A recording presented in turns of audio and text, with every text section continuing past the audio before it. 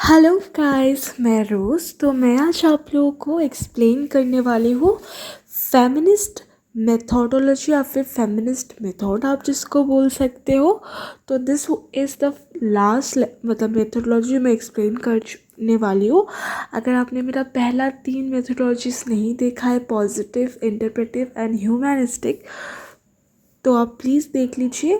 तो feminist method का इन तीनों मेथड से ज़्यादा रिलेशन तो नहीं है, बट हाँ, अगर आपको एक बेसिक आइडिया पता है इन तीनों मेथड्स का जो मैंने पहले एक्सप्लेन किया, देन इट्स ओके। बट फिर भी अगर नहीं पता है तब भी आप फेमिनिस्ट मेथड को समझ पाओगे। तो फेमिनिस्ट मेथड बहुत सिंपल है, बस इसको थोड़ा लिखने में आप कैसे लिखोगे वो मैं आपको बताऊंगी। Okay, so first let's understand what is feminist method. Actually feminist methodology एक पर्सपेक्टिव है जिसको बनाया है फेमिनिस्ट स्कॉलर्स ने, क्योंकि वो मानते थे कि ये जो ट्रेडिशनल मेथोडोलॉजी है, जैसे कि पॉजिटिव, इंटरप्रेटिव या फिर ह्यूमनिस्टिक या फिर बहुत सारे मेथोडोलॉजीज है, ये प्रत्येक जो मतलब मेथोडोलॉजीज है वो सब कैप्चर तो करते थे सब कुछ चीज़ें, बट वुमेंस के एक्सपीरियंस को कैप्चर कम करते थे। उनके एकेडमिक चीज़ों को कम मार्जिनलाइज करते थे रिसर्च में। बेसिकली ये फेमिनिस्ट मेथड, अगर मैं आपको बोलूँ कि क्यों डेवलप्ड हुआ है, फेमिनिस्ट मेथोडोलॉजी डेवलप्ड हुआ है क्योंकि बहुत सारे जो फेमिनिस्ट थे वो मानते थे, फेमिनिस्ट स्कॉलर, कि बहुत सारे जो रिसर्चर है या फिर जो भी है वो अपनी मेथड्स में या फिर रिसर्च में कहीं ना कहीं वुमेन्स के एक्सपीरियंस को एंड वुमेन्स के थॉट्स को कम मेंशन करते हैं। 1970s में ये फेमिनिस्ट स्कॉलर्स ने साइंटिफिक मेथड को थोड़ा सा उनको नेगेटिव वे में लिया, क्योंकि वो लोग मानते थे कि ये जो साइंटिफिक मेथडोलॉजीज तब बहुत फेमस था, वो सब मेथडोलॉजीज जो है वो वुमेन के सोशल लाइफ्स को अच्छे से मतलब जस्टिस नहीं दे रहे, उनके एक्सपीरियंस को अपने स्टडीज़ में नहीं मेंशन कर रहे हैं। और फेमिनिस्ट वही लोग हैं जो कि वुमेन को फर्स्ट टाइम स्कॉलर्स में, एकेडमिक रिसर्च में इंक्लूड किए थे। Means I want to say that feminist वो लोग हैं जो फर्स्ट टाइम मतलब लाए थे कि जो वुमेन है उनको एकेडमिक रिसर्च में या फिर मार्जिनलाइज कर दे, उनको ज़्यादा फोकस नहीं मिल रहा है जितना कंपेयर टू मैन को मिल रहा है, उतना वुमेन को रिसर्च में हाईलाइट नहीं मिल रहा है, उनको मार्जिनलाइज कर दिया जा रहा है। और feminist scholars were the first जिन्होंने स्ट्रेस किया था इंटरसेक्शनल एनालिसिस में। जैसे कि मैं बोलना चाहती हूँ, highlight intersection like race, class, gender and sexuality. कि वुमेन के लाइफ में ये सब race, gender, sexuality, how it affects different section of people, मतलब एक रिसर्च में ये सब भी लाना चाहिए। समय के साथ साथ फेमिनिस्ट जो मेथोडोलॉजी है ना वो बहुत ज़्यादा डेवलप हुआ है, उसका विजन बहुत ज़्यादा ब्रॉड हुआ है। पहले it was only limited, now it is very vast. इसका जो स्टडी होता है ये बहुत वास्ट रिसर्च टॉपिक में होता है।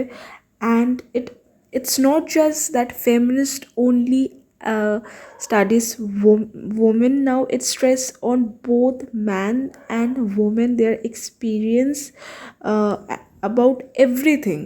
See guys, there is ना बहुत ज़्यादा वास्ट विजन है फेमिनिज्म में। फेमिनिज्म ना बहुत तरीके के होते हैं, radical, liberal, that black feminism. मैंने बहुत if you search in Google ना बहुत किस्म के फेमिनिज्म है, इको फेमिनिज्म। अगर आप डिटेल में स्टडी करना चाहते हो फेमिनिज्म के बारे में, then please search types of feminism. बहुत किस्म, मार्क्सिस्ट फेमिनिज्म, बहुत किस्म के फेमिनिज्म है, बट उन सब का अप्रोचेस अलग अलग है।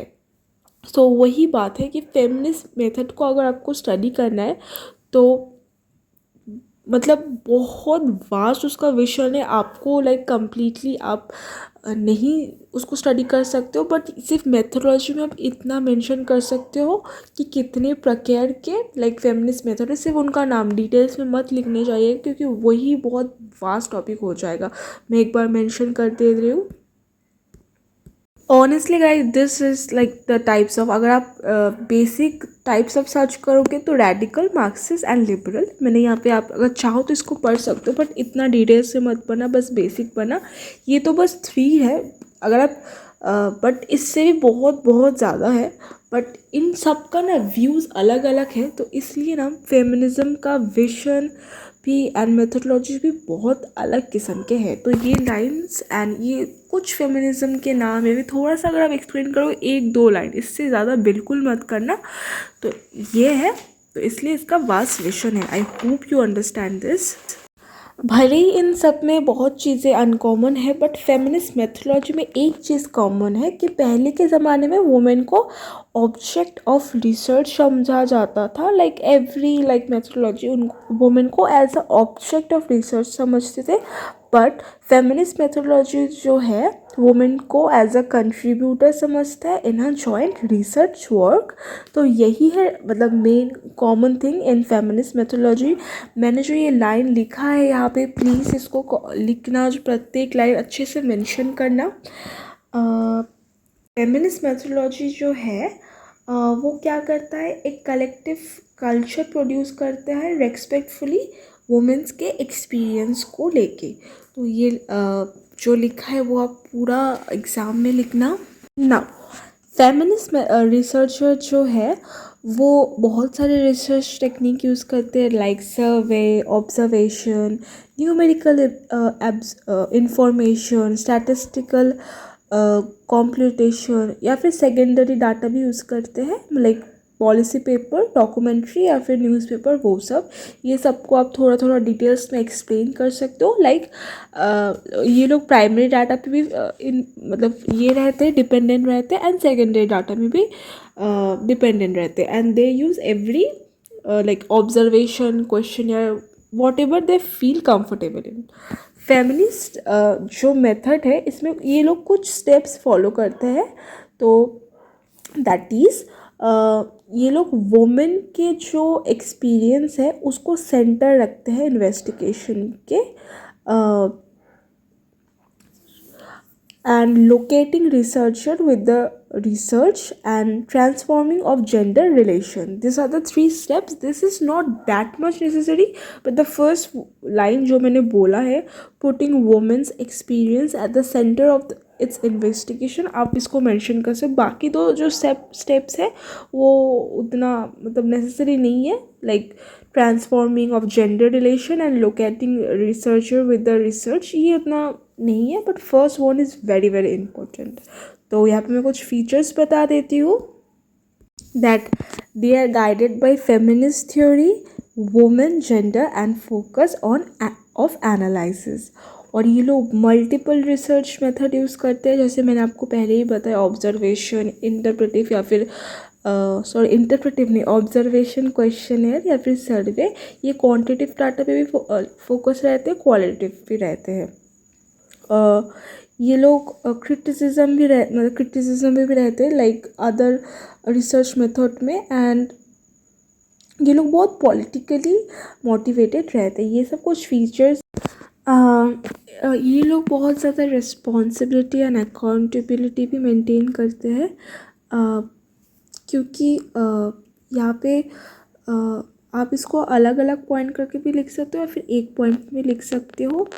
ये लोग को sensitivity to what the responded, क्योंकि क्या होता है वुमेन्स के केस में, वुमेन के जो लाइफ सिचुएशन होते हैं या फिर वो बहुत डिफरेंट होता है, तो उनको बहुत सेंसिटिविटी के साथ ट्रीट करना पड़ता है।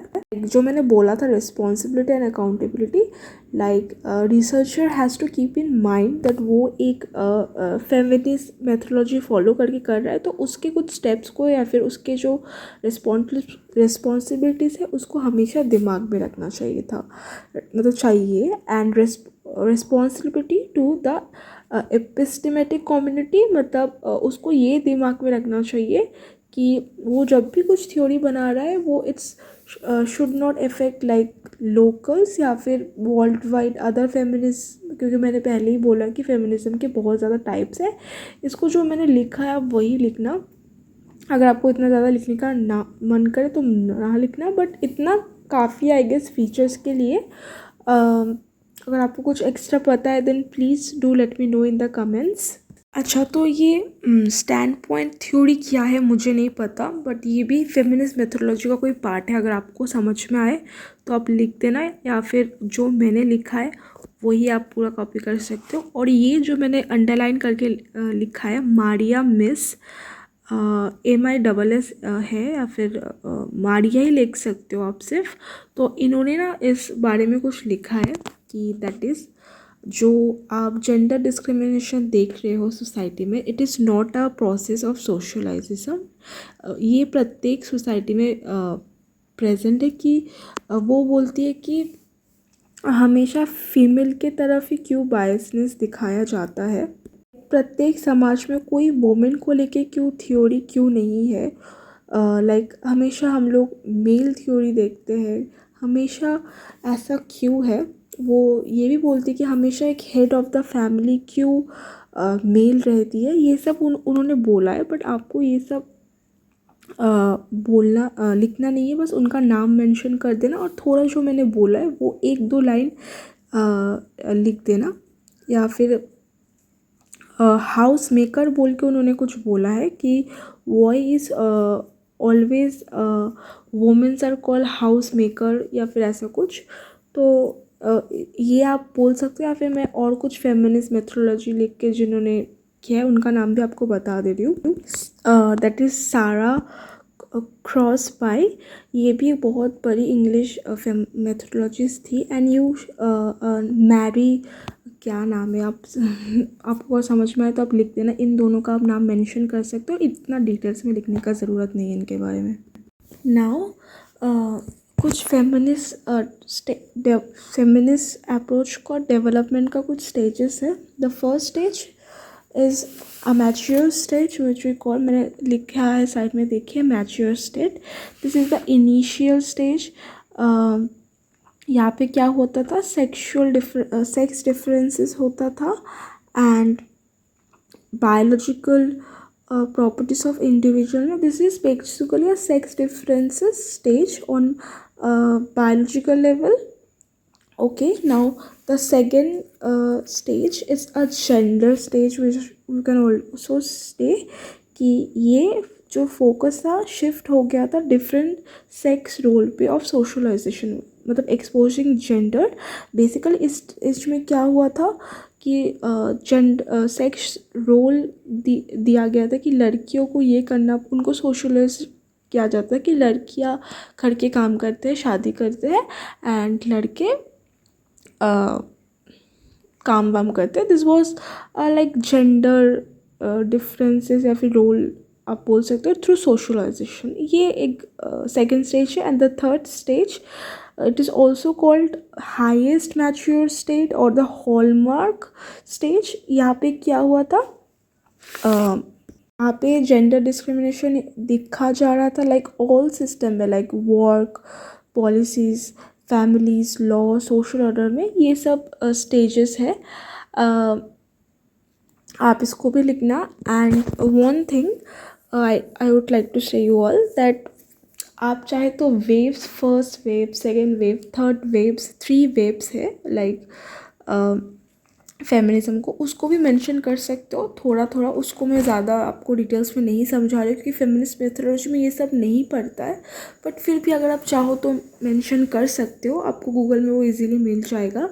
एंड आप कुछ फेमिनिस्ट जो मैंने 2-3 नाम बताया उसको छोड़ कर भी आप डिटेल्स में आप लिखना।